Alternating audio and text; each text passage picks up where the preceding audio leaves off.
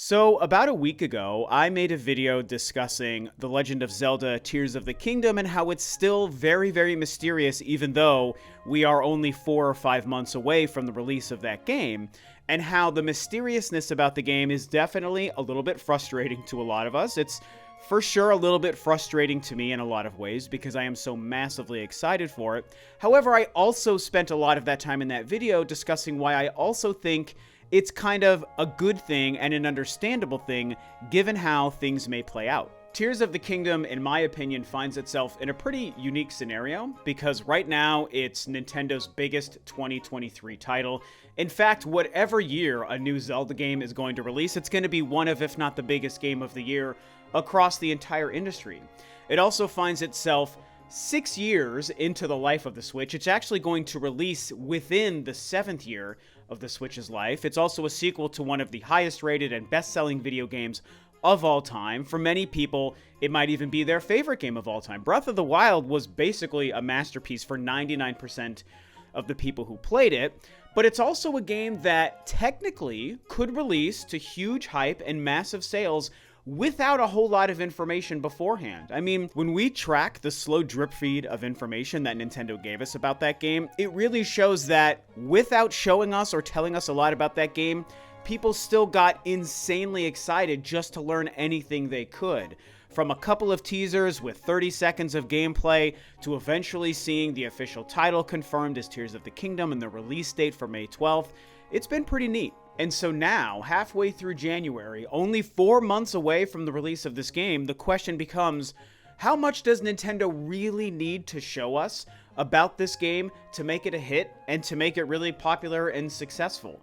And while I certainly want a lot more information about the game, a lot more hype and marketing, and I know that a lot of you guys do as well, and I also think at the end of the day, Nintendo probably will give us some kind of a blowout before the game releases, I also, on the other hand, think that Nintendo could probably get away with showing us almost nothing else between now and the release, and the game is still going to be amazing, and it's still going to be a huge success. The first Breath of the Wild was initially revealed at E3 2014 from a Nintendo E3 digital presentation thing, and IG Aonuma actually presented it as nothing more than just a mysterious, new, open-world Zelda game coming to the Wii U.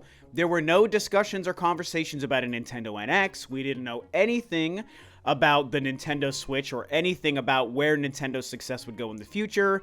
The Wii U was only, I don't know, a year and a half, 2 years old at the time, I guess it would have been. And while I certainly loved it, and it had a couple of really great games, we all know that by 2014, the writing was probably on the wall that that console was never going to truly take off. Its fate was essentially sealed by even the time Zelda was first revealed.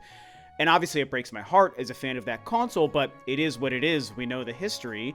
And the game was revealed as the Wii U game, and then it went through a couple of delays, and then it had a very interesting E3 2016, where Nintendo had very little to show because behind the scenes, they knew that they were going to be revealing the Nintendo Switch by the end of that year, and the Wii U was already on its way out. I think there were only 2 big games in 2016 for the Wii U, which should be Star Fox Zero and the Tokyo Mirage Sessions. I feel, if memory serves me, are the only really kind of significant games to release on the Wii U that year.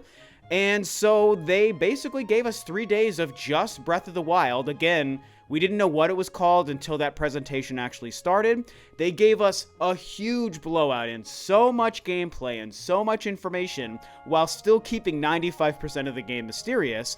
It was really exciting.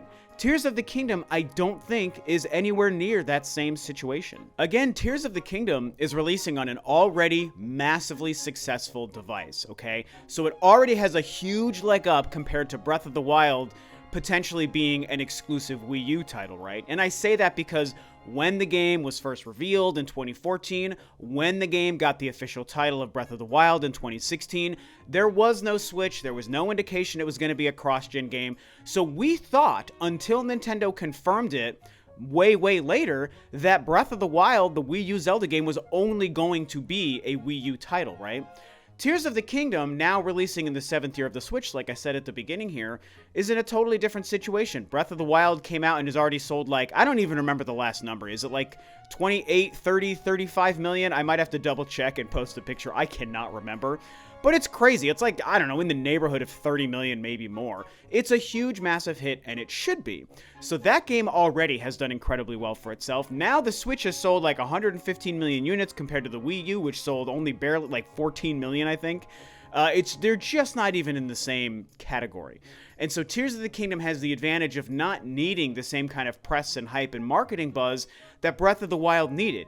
Yes, Zelda was always going to be a big deal and garner a lot of attention, but considering the state of the Wii U at the time the game was shown in E3 2016, it was a very different situation, and Nintendo needed to hype up that game not only to make it exciting because the Wii U itself wasn't selling well, but because they also knew behind the scenes that they were going to reveal the Switch soon, and they were going to confirm that the game was coming to the Switch on day one, and basically be a launch title for that game as well, or for that console, as well as a Wii U title. And it was just such different circumstances.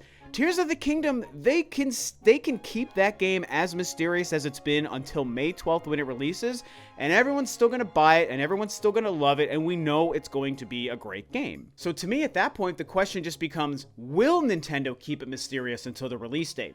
While I think that they could get away with it, as I've spent several minutes already talking to you guys about, my ultimate prediction is no. I actually still do expect, you know, a Nintendo Direct maybe in April, right? A couple of weeks before the game comes out that's focused just on that game, where maybe they give us a little bit more of a hint at the story and what the gameplay is going to look like, you know, what the Kingdom of Hyrule will look like. You know, is it going to be identical to the previous game? Are they going to have changed it significantly? Why do we have these floating islands? How many are there going to be? You know, they probably will give us a Nintendo Direct, or what I've predicted, or not predicted, what I said I would like to see, which is like a 2-hour treehouse with like 3 or 4 30-minute, 20 to 30-minute gameplay segments just dedicated to that game.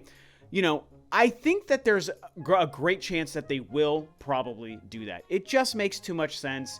It's great marketing for them. They like to do these things for games anyway. I mean, a lot of their biggest games get specific directs and treehouses, right?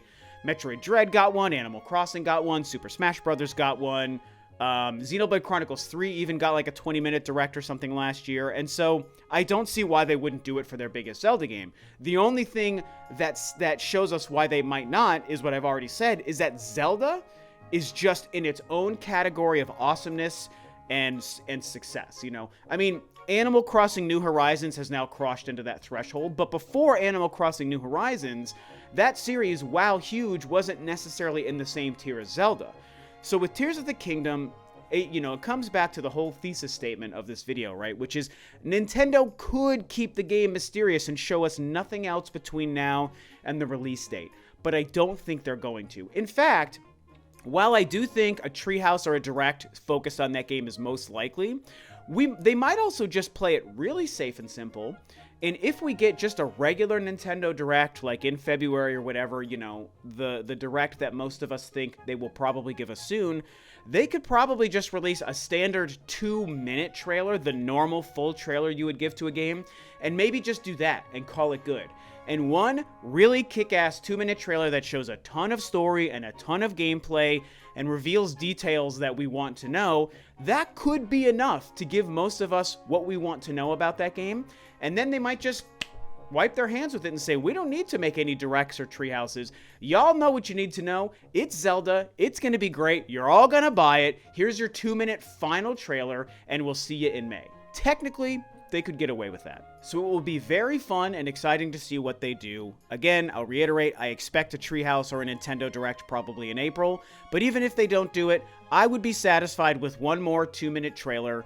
And at this point, nothing on this earth could stop me from buying it or getting excited about it and probably enjoying it. And I'm willing to bet for most of you guys it's the same, right? I mean, it's Zelda, and if you're a Nintendo fan or just a larger gaming fan, Zelda is one of those franchises that almost everyone is going to play. Even if you're not a diehard Nintendo fan or a diehard Switch fan or whatever, most people are going to play that, you know? And just like how a series like Grand Theft Auto, for example, is the same way. Ironically, I myself am not a Grand Theft Auto fan, But I can understand that it is one of those franchises that most people, regardless of if they're a huge fan of whatever platform or whatever, most people are going to play the next Grand Theft Auto, right? That's just what's going to happen.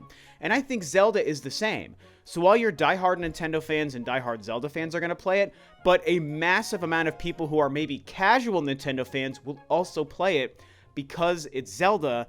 So it all comes down to the fact that this game, Nintendo can do whatever they want with it. They can blow the doors open. They can keep it mysterious until it releases, and everyone's going to love it and buy it and play it.